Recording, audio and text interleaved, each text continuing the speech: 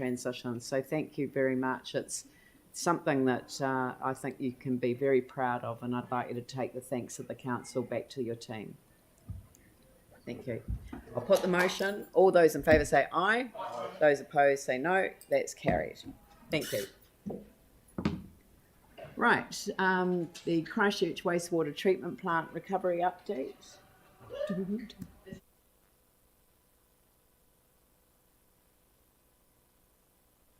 Keep going.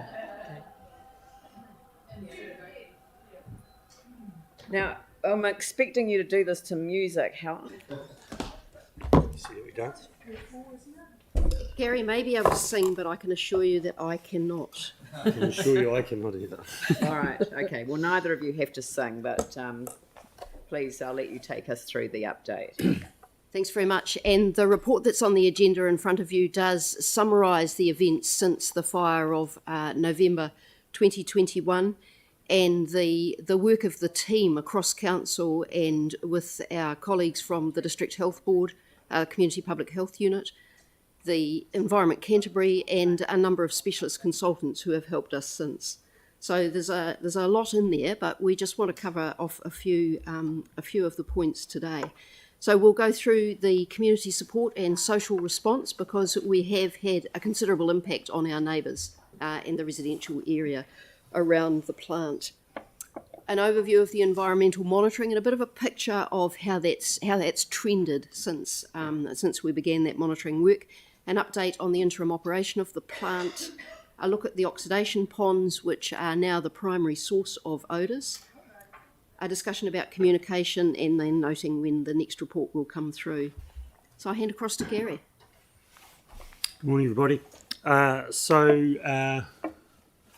never like to read off a PowerPoint. So the stats are all there. As you can see, both of the application periods are over now, both in zone and out of zone. We've got sort of just under 20 to be picked up, but otherwise we've closed applications. So overall 3,081 applications came in for support. Referrals to Pegasus Health for the medical support have had 2 referrals, and both come from the Aranui area, one for skin and one for throat irritation. They were dealt with on the day that they came in, and the medical interviews were done, and that was sorted.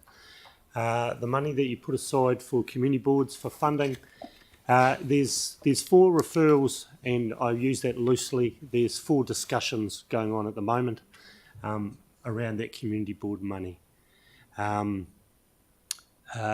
you can see, we've now supported 15 schools and 34 early learning centres to the cost of $278,000, and we have paid the invoice on that school education program so the kids can learn more about poo, which they were very keen to learn about, which is great. Happy to... Do you want to do questions now or at the end? We'll probably go through. Carry on. Yeah. Thank you. And I'll ask Nigel just to come up and have to brief us on the environmental monitoring. Where's he going?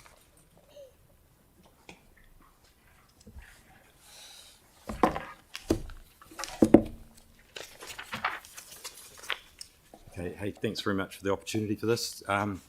So from environmental monitoring for paint discoloration, we're at this stage we've been advising people that we're expecting the paint discoloration to fade once the hydrogen sulfide levels are steady and low, and we're moving towards that now. So at this stage we continue to engage with the people that we've been in communication with, and we'll also start to just to monitor on those people's properties whether we're seeing any signs of discoloration. So we'll provide advice to residents as to that progress, and also possible ways to clean up any remaining discoloration, and also locate contractors who can assist with clean up and provide so that's the contractors who can assist to clean up if people think that they want the discoloration to be removed more quickly and aren't capable of doing it themselves, and also a separate contractor building assessment firm that could assist us to provide assessment of any claims of damaged surfaces that remain after the discoloration is gone. And So you've got this underway. This is what you're doing. Yes. So we don't need a resolution to this effect. No. You're already doing it. Okay. Yes. Thank you. Yep. Yep. Sorry for interrupting. No, I've been that's trying fine. to monitor resolutions as well. So carry on. Yeah. And so air sampling. So we're monitoring at residential sites. That's continuing. It's looking quite good. Just in the last few days, the levels at what you'd think the two key sites are Shorten Street and South Brighton are both low. And we're obviously continuing to post the results weekly on the website and notifying Community and Public Health and Environment Canterbury. And yeah, as I said, there at the moment, like generally levels of hydrogen sulphide are below the 0.03 level, and just at the moment over the last week they're probably mostly below the 0.01, so they're looking good. So that's Rudd's Road, which is a wee bit back from Shorten Street. That's giving you an indication that, and that's for the whole sampling period as well. So you can see that begins right back on the 18th of June. So over time, I think if you just run an eye line across that we are seeing a decline in it, and the South Brighton. Next one is Bromley School. Oh, is it? Oh, sorry. And yes, for Bromley School, you can see, since we started to monitor there, it's remained below that level, and we see that because Bromley School's a wee bit further back. But overall, it's starting to look quite good. We're also, with the change in the weather, with spring coming, in the winter, the winds have tended to be from a southerly quarter, be it east or west, which is blowing in towards Bromley or Brighton. But with the summer coming, we're expecting to see the winds of a more northerly quarter and typically stronger. For those who have to bike home into the northeaster will appreciate that. And so that stronger wind dissipates the gas more quickly as well. So overall, I think we're looking quite good just at the moment. Thank you, Nigel. Just an update on the interim operations at the plant, and you'll be familiar with the conversion of 2 of our 4 clarifiers to aeration basins so that we can run an activated sludge plant. And that is essentially by the trickling filters. It's a great credit to our team, to the consultants who've designed this, and to the contractors who've built it, that in just 6 months they have built a plant that copes with the wastewater from a city the size of Christchurch, using the existing infrastructure on that plant. So that is a small miracle, actually. And the biology in that plant is now fully mature, and it's fully functional as of the end of August. What we're doing now, of course, is fine-tuning the operation of that plant so that we can further improve the quality of the wastewater going into the ponds. And you'll be pleased to know that the wastewater going into those ponds has much lower levels of suspended solids and organic matter, so the load on those ponds has reduced, and the ponds are responding with higher dissolved oxygen. In terms of that pond health, well, it's improving. We do have further improvement actions either underway or planned. So we've always taken an adaptive management approach to our interim operations, and we're always looking for ways that we can improve what we're doing. So at the moment, we're optimising the operation of that activated sludge plant, and it was offline for about 8 hours earlier this month as we changed over the electrical control of that to improve that. We're also looking at increasing the capacity of the activated sludge process, and that's by converting another part of the plant that does primary sedimentation into an aeration basin also for activated sludge. So we're doing the design work for that at the moment. The improving of the flow balancing to the ponds. At the moment, we use 6 ponds in series. So the effluent goes from pond 1 through to 2, 3, 4, 5, and 6. And what we're looking at doing is putting in place a pipeline so that we can take wastewater directly to pond 4. So we'd then use 1 to 3 and 4, 5 and 6 in series and spread the load more on those ponds. And that's to take the pressure off pond 1, which we think will be the last one to improve. So that work is underway. We're also sourcing additional surface aerators for pond 1. At the moment we've got 2 surface aerators on pond 1, and that helps support the pond by physically churning air and oxygen into the water, and we want to have more of those aerators in place before next winter. So winter is always the period when our ponds struggle with the increased load, and so we want to have those in place before next winter. And we're going to maintain our chemical dosing systems that are in place at the moment in standby mode over the next 2 to 3 years. So that is the work that's underway there. And communications.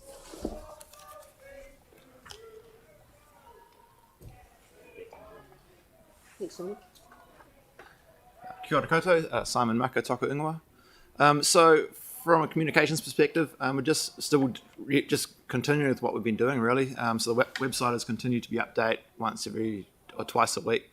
That's with the new air monitoring results as they come in, or just information that comes to hand we can put in the news section. We're just making sure the information on there is relevant. We did a mail drop to 700 households in the Shortland Street area. That was from advice that we had received from Health New Zealand around some higher levels of hydrogen sulfide in the area, and predicted wind forecast at the time. So we just put out some extra health messaging for those households. The pond health infographic that we have on the e-newsletter is we've managed to change a couple of them to orange. Thanks to the work that Helen and Adam Toos and the operational staff are doing out at the plant. So that was great to be able to do that this week. And just yesterday, we filmed a video with Canterbury Medical Officer of Health, Dr. Cheryl Brunton. So she just answered some health-related questions, and that'll be coming out probably later this week or early next. Just to note that the next report on the wastewater treatment recovery will be to the insurance subcommittee, and that's obviously covering the insurance aspects of that. And we're happy to take questions. Thank you. Yanni had a number of amendments, but I'm just trying to find a way forward with those. One is to request staff to update the council webpage to show the trend data of pond health to show progress towards reducing the odour levels to a level that is not offensive and objectionable. And I guess that it doesn't sound like a very unreasonable suggestion, because you've got an end point, and then where are we on that trajectory to get to that end point? Is that possible to do that? Yes, so at the moment we have an infographic which turns the ponds are red when they're not functioning well, orange when they're starting to improve, and green when they're robust and in good health. The information behind that is the levels of dissolved oxygen, and we want those to be higher, and the levels of biological oxygen demand, and we want those to be low. And we have some thresholds for those. So yes, what we're doing is having a look at putting up the graphs of the dissolved oxygen and the biological oxygen demand, and putting them up as a rolling average. So we take out the variations that disguise the trends, if you like. So we do have staff working on that, and yes, we will do that. Because I think that, what does good look like at the end, and showing the journey of getting to good. I think that's quite a good infographic to have. I understand red, orange and green, but sometimes traffic lights aren't the best way to show where you're up to on a journey, because you don't know how long it's been orange for, you don't know how long it's been red for. So I think people take more of a comfort if they know that they're at the end of orange and it's about to go green, or vice versa. Anyway, it's that I thank you for taking that on. So that one's we'll include that as a resolution so that that's resolved. The second one is around the reporting to the incoming council on the scope and timetable to commission external independent review into the response to the Christchurch wastewater treatment plant fire, and that's both the the detailed engineering response, fire response, emergency response, and then subsequently the social response, and possibly more around the social response. But I think that's a useful piece of work to be doing at the end of a process, which is why I've suggested that be a report to the incoming council, because it's the idea is that, I mean, we standardise doing these reports with the Port Hills fire, I think it was, so that we were always embedding lessons learned into practice, because lessons aren't really learned unless they're embedded into practice, and picking up those communication requirements in a crisis situation. So I'm quite comfortable that we just note that staff will provide that report to the incoming council. But I think I'd rather just leave it at that, Yanni. I know that you want to have, this community group and various others feeding into it, but we're going to have to leave that to the next council to determine what the process is going to be. The scope and the timetable for that is not going to be set under this council. Concern is that on July 28th, the CE was asked to advise on the scope and timetable to commission an external independent review into the response, and we've still heard nothing. Yes, but Yanni, you've just heard me explain that it will not happen until the process is at an end. It is not at an end. Sorry, I think there's two different things. There's the actual review itself, which I totally appreciate the point that you're making, but I think for the community, not have any visibility over what we're doing in regards to the external review. Neither do we as the councillors who have dealt with this issue for a year. It won't be determined by this council. It will not be, It should be. The scope. No, it shouldn't. We haven't come to the end of the process that we've got at the moment. It is an independent external review of what happened. What's happening at the moment is part of that. Sorry, just to be clear. So you don't think this council that's dealt with for the last 12 months, this fire, should have advice on the scope and timetable of commissioning an external independent review? No, because it's not going to happen in my time on this council. Well, I totally disagree. For those of us who have You're been entitled actively to involved disagree. in this. So if I'm happy for those recommendations to be added, but if you want to propose an alternative, then you can seek to amend them. Are staff able to give, I mean, I didn't know the CEO wasn't going to be here today till we got Yanni, that email. we all had advice that So she can was I on. just reinforce, there is no way that an independent review could be commissioned and completed in this term of council. Sorry, I'm not saying that. We're talking about two if I different could things. just finish. If there's, because it won't be commissioned and finished for that time, it is right that the new council, who will be receiving it and the recommendation, has input into the scope and actually drives the scope of that. So we can actually ask councillors' advice of any suggestions in developing the terms of reference via email, but actually the acceptance of it will need to be by the new council. So, sorry, my understanding around process, because I appreciate what you're saying, is the chief executive has said to us that there was an external independent review being commissioned, and that she would advise on the scope and timetable to us, and that was on, I think, before July 28th, but we also had a recorded resolution from this council on July 28th. I don't even know where that process is at. I presume that there's been work already started on that external independent review No, there hasn't. in terms of scope and timetable. No. So we can certainly send out an email advising you on the timetable and the broad scope of it, but the actual formal terms of reference and the commissioning of it haven't yet. And it wasn't my understanding that the CEO was going to bring it back to us for formal sign-off. It was that she was going to seek feedback from us. So, but I think it's important that the community reference group also be acknowledged as having the opportunity to provide input and feedback to that. And I don't know the harm would be in doing that. What the harm would be in doing that. I just think that if the organisation wants to seek that, I mean, literally we're 3 weeks from the council's election. So I just think that if the organisation wants to seek advice ahead of the election on ideas from the community representatives on that group, well then that's fine. Independently, the councillors around the table. So could we have that recorded or noted? We don't need to have it noted. The noting is that there will be an update provided to the incoming council. Chief Executive's taken it as an action. So the acting Chief Executive's taken it as an action. Okay. Are there I think any the questions for staff? Phil. I've got some questions.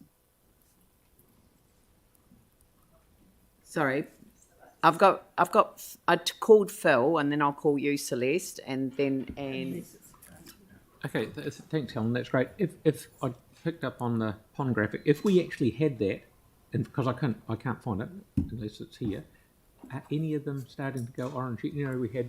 Yes, 2 of them are orange. Oh, they So are. ponds 5 and 6. Sorry, I couldn't see that on there. Yes. And the pipe that you're talking about to bypass 1, 2, and 3 or whatever, can you send me a wee picture of, so I know in my head where that pipe's going? Certainly. Thank you. And the other day we were talking about the wastewater treatment plant injects oxygen, injects air underneath somehow into the system. It must pump it in underneath. Have we thought about putting pure oxygen in there? Because it seems to be that oxygen is what fixes the odour better than anything else. You mean oxygen into the ponds, sorry? Or No, somewhere in the system, I was talking to someone. in the activated sludge plant, yes, there are pumps in there, and that's fully aerated. And- And you'll see from the photographs that we've shown, Yes. you can see how that's being churned Yes. and aerated. But I was under the impression that somewhere underneath those tanks we inject air and it bubbles up through it, or am I mistaken? It's just the pumps churning. That's all it is. So we haven't got the capacity to actually put oxygen in. It's fully oxygenated, so no. it won't help to add more. So there's enough oxygen there for the residence time in the aeration basin, and then it passes into the clarifiers. We do have the ability to add hydrogen peroxide to the wastewater discharge going from the clarifiers to the ponds, Yeah. if we require it. What I'm getting at is, instead of using air, which has oxygen in it, are we better to somehow put pure oxygen in there? We don't need to. Won't help. No. Okay, thank you. That's cool. Celeste? I just want to pick up on Yanni's earlier comments. The advisory group might not still be running post-election. They've been meeting weekly, and they're all volunteers giving up their time for this purpose. And I'm concerned that there is no way that we're providing them any visibility on this external review. There is no expectation, of course, that it would be completed, but we, the CE confirmed that that advisory group would be involved and also have an update as of this week, and that hasn't happened. So I'm just want to sort of express my concern that from a sort of perception point of view, this will not look good, because this was the part of the sort of tail end of the process that people feel like will contribute to a restoration of trust. So putting this off to the next sort of election period, I don't think is appropriate. The second point I wanted to make is about the amendment that was on the screen before. Can the advisory group be included in that? Was it a noting provision or the amendment that was up on the screen before?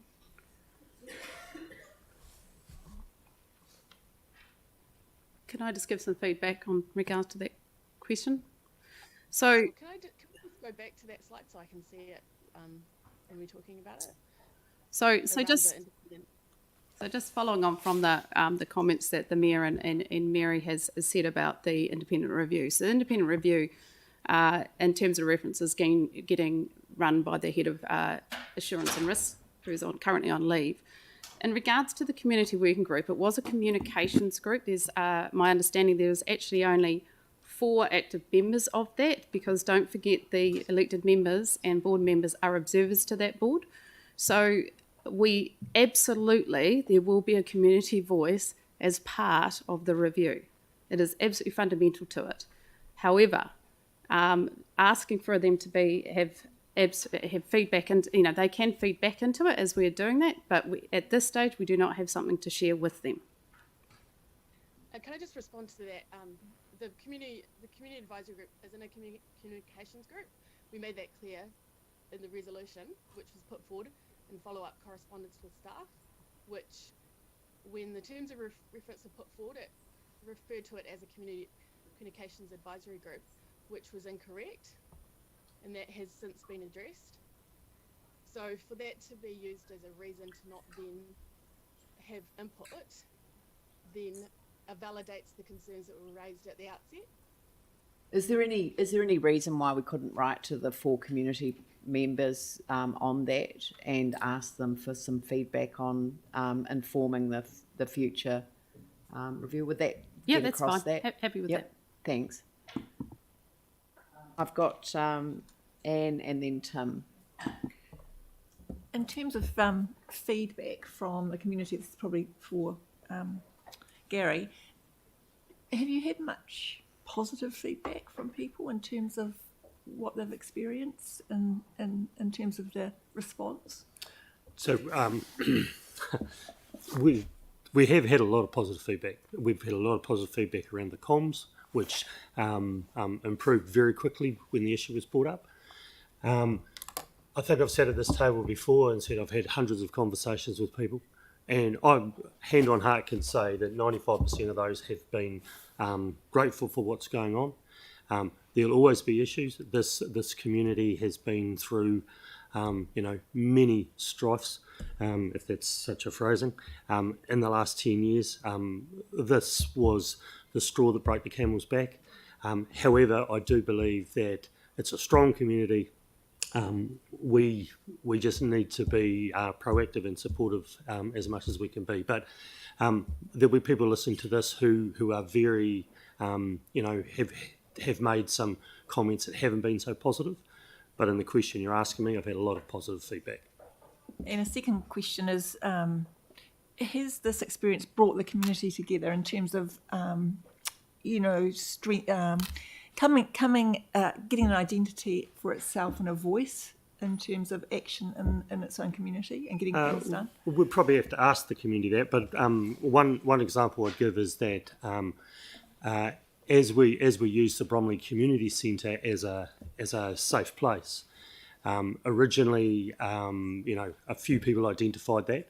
The number of people that have come in, and the group were concerned that the Bromley tag would affect rentals and everything. The number of people who've come in and said, I didn't know this was here, the bookings have gone up. I think as a community they meet a lot more often. They've got, there's food days now. I was going to join a Zumba class, but I was working. No, I wasn't going to join it, but it was on. There's lots of things going on. So it is an exciting community. Has it improved it? More people know about more things. Thank you. That's excellent feedback. Tim. Yeah, it's good that we get and concentrate on the positives, isn't it? So just saying. Just with regards to the odour issues, so really we've only had 2 to 3 spikes over the last couple of months. Would that be right? And they only last a day or so each? So I've just put up the Rudds Road trend again, because Rudds Road is the longest single place where we have had a monitor. So yes, you can see that we get spikes now. Remembering that the Rudds Road is affected in the easterly, which is not quite the prevailing wind, but it's about 50% of the time. And you can see, yes, that for any one group of residents, you do get periods where the levels spike, and then they get a break when the wind blows the other way. And also see that it's coming down over time. So even when they're getting the wind, the prevailing wind, or the wind is coming their way, the amount of hydrogen sulfide and other odours, so hydrogen sulfide, remember, is an indicator of the odours, is reducing over time. So so as we move forward, so the last 2 months, it looks like there's only been one. So Yes, and there was a big yeah. break in the middle with the Absolutely. upside of all of that rain in July was Yeah. that it flushed the ponds. And with so my understanding from your earlier info, as we've listened to it, is around 17 degrees as a day temperature is and above is ideal. That's really what we want. And with if you're looking at the Met Service and as we move forward into summer, also the wind, as you've mentioned, but also the sun. So as we're going to go into the warmer temperature climb of spring and summer, then that's really going to affect. Yes, In the so the improvements in the wastewater treatment process and the improving weather will both improve the quality of the water in the ponds. Right, and Yes. so that, and obviously that will reduce to almost nil the issues with smell, etc. Agreed, yes. Great, thank you very much. Cheers. Celeste, did you have another question, or is your hand just still up? Oh yes, I had a question around questions for Gary around what was raised at the advisory group. There were some questions that had been asked and they were going to be reported back on at this meeting, but I haven't had an update on those yet. Can you be specific on which ones, Councillor? There was a few. Yes, probably all of the questions that were raised because they were going to be brought up. Do you have an update on any of the questions that were asked at that meeting? Yeah. So yep. So I've spent the last day and a half doing quite a lot of research on this one. So air purifiers, we had a request to investigate making air purifiers available. Supply chain issues are there is a limit to the number of air purifiers that we can access quickly, and cost is a very considerable factor in this. However, I have received 3 quotes on 3 different air purifiers, looking at a purchase of 100 air purifiers. They start at 20,000 and that ends at 50,000, depending on the model. If council was to agree to do that, then we would look at criteria on health, and I would need to talk to our health partners around how we could deliver that. Some of the things I'd like you to consider, however, is before making this decision, we need to consider how much longer we can expect the smells will be. While it's likely some odours will remain for most of September, they will progressively reduce as the time goes on with warmer weather. As well as warmer weather, we're also going to see a shift in the prevailing winds, as we've talked about. Spring traditionally brings stronger winds, so there'll be more days when we experience higher winds, speeds 12 knots and above, and so the odour will move on quicker. While ultimately we're at the mercy of the elements, we're reasonably confident that in the next 4 to 6 weeks hydrogen sulphide levels and therefore the odour will have dropped. I cannot tell you how effective these 3 air purifiers are, so I can't give you any information on that. We haven't been able to do any testing or whatever. So really, and the other thing was you talked about there was a request around loaning or buying. If we were to loan air purifiers, we would end up with purifiers at the end. Very labour intensive, very financially intensive. So if you were to do it, I would suggest purchase. I have worked on the basis of a group of 300 houses being the most affected, and have taken that maybe 1 in 3 would be affected. That's how I got the 100. But that's where that one sits at the moment. That's what we've been able to do in the time. Yeah, no, that just sort of sounds like sort of a memo back, but that's not a report to council. It's too much information. I mean, I'm not criticising you, but it's not a matter that we can determine today. No, and the request was 36 hours ago, so Yeah, no. And I'm sorry if I'd known that was the request, I would have said no. That's not a request for responding to at this meeting. It's a request for consideration on a broader basis. But it won't be a matter brought before this council. Today is the last meeting for decisions. So the other question, Gary, was around the Prezi cards and the remainder of the funding and how that might be allocated. yeah. So I've done a manual calculation. We have approximately 440 cards left. Staff have done some conversation about looking at the moving into the cleanup or the house cleanup. and other things. We feel confident those cards can be used within this process going forward. Yeah, so thank you. That's, I mean, again, I think that it's useful update, but it's not a decision-making meeting in that regard. So thank you. Was there anything else, Celeste? Just the final question: is there an opportunity for the members of the community advisory group, and there's more than 4, but it's quite a big time commitment, so not everyone can make it, to report back on their views, because I think it's important that we hear from the community itself, and that's their role to be that liaison between the community and elected members and staff. Otherwise, there's a risk that we're sort of giving our views on what they think, when really they should be speaking to the issue themselves. I think that we've just had an agreement from staff that they will, and yes, whether it's 4 or whatever the number is, staff will in fact seek the views of the advisory group members separately from the councillor members or observers at that, so that they can feed into the review, which is entirely appropriate, but that will go to the incoming council. This is the last meeting for decision making today. So, Yanni.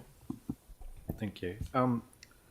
So I just wanted to clarify a few things, because the request for air purifiers has actually been made months and months and months ago. Yanni, this is not a decision making. This is not a decision making meeting in that regard.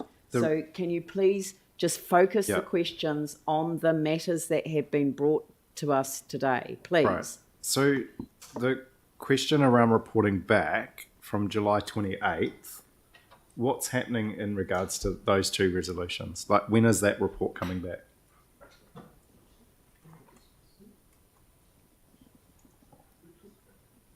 No, we haven't. Okay, do you want me to quote the resolutions? No. We've already heard from staff that they are already working on a clean-up request on houses discoloured from the fire. That so. Okay, well, let me just clarify that one, because what I heard was quite different than our request. What I heard staff say was that they were working on a clean-up service for those that were unable to clean up. But what the council request was, they have also said they're going to monitor when it simply disappears of its own right. Sorry, can I just finish?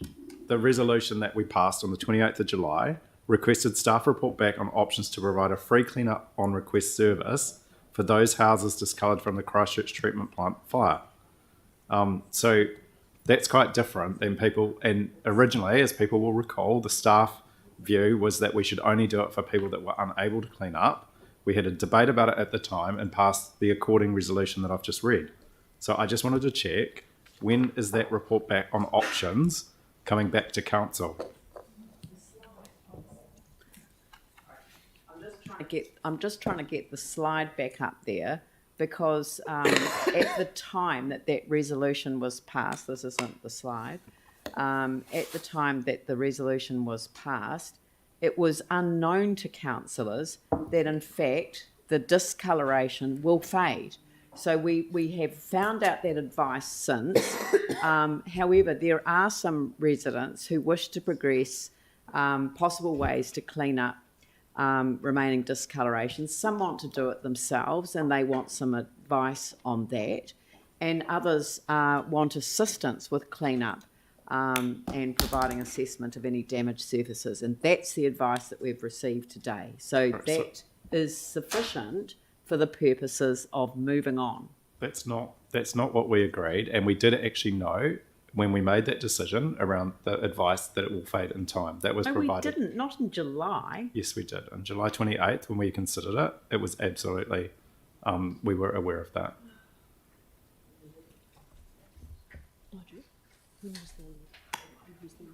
So, but just so I'm clear, what you're saying is the report back today is closing that resolution that we've requested. Is that correct? As far as I'm concerned, yes. If you want to raise it in the next council, then you can. But the reality is that staff seem to have this matter under control. Okay. Can I just check on the and thank you for the work. And I know Helen said that they're working towards that trend data, which is great for the pond health. And I know it's complicated. And it's really appreciated that you are doing work on that and we can try and get somewhere. But I just wanted to check the confidence around the end of September date, or what the kind of current date is where we do expect to get to, I guess, what you call the normal transitional arrangements, if there can be such a thing. And just whether we can show, like, as well as the pond health, but just to kind of have that target date where we will get into the kind of normal runnings in terms of the transitional plant. Certainly. So one of the things that we can show is we always monitor dissolved oxygen in our ponds. So we can run a 12-month rolling dissolved oxygen level to demonstrate how the ponds change seasonally and with time. And that'll demonstrate when we come back into sort of normal operation, if you like. Yeah, but the expectation that people had about mid-September, which has now sort of got to the... So if you have a look at the Rudds Road one, which is why we chose this long-term trend, you can see that things are trending down.